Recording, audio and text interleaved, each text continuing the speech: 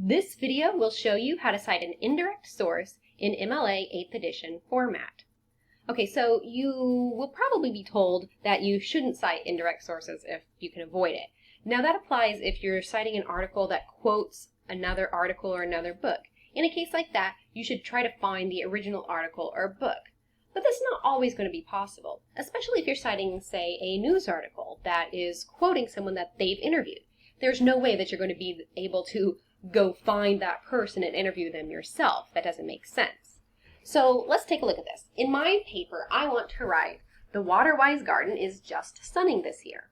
And the phrase "just stunning this year" is a direct quote from the article I read. Now I'm a little confused when I'm trying to write the citation because it says that this was said by Barbara St. Clair, but the article was written by Jan Peterson. So my question is, how do I cite this source? Do I cite Jan Peterson? Do I cite Barbara St. Clair? Do I do something else entirely? What am I supposed to do? Well, here's what I'm supposed to do. A citation has two purposes. Number one, give credit to the person who originally came up with the ideas or the wording. And two, make it easy for a reader to find that source on their own. So let's start with the works cited page.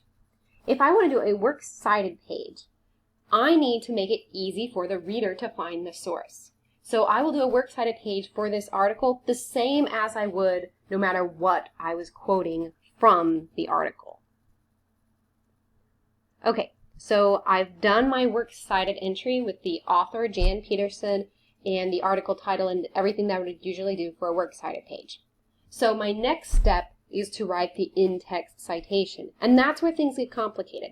I need to make sure that I give proper credit to Barbara St. Clair, the person who said these words originally, but I also need to make sure that I make it easy for the reader to find the source on their own. So here's what I'm going to do. I need to, in my signal phrase, state the name of the person who actually said the quote.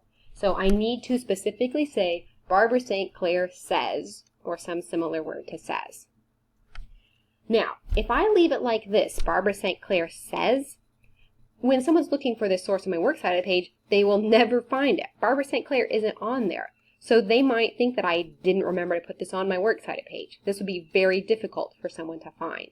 So I also need to give a citation that leads the reader to the Peterson source. So let's type Peterson here, right? If I type Peterson here, it's a little bit confusing because someone reading this says, okay, who said it? Was it Barbara St. Clair or was it Peterson? Why are there two people cited here? So MLA format gives you a way to clarify this. You need to type QTD, lowercase letters, period, and then the word in.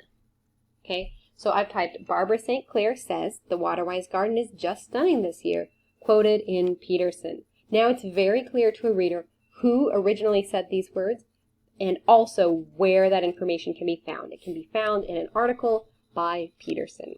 I hope that helps. Thank you very much.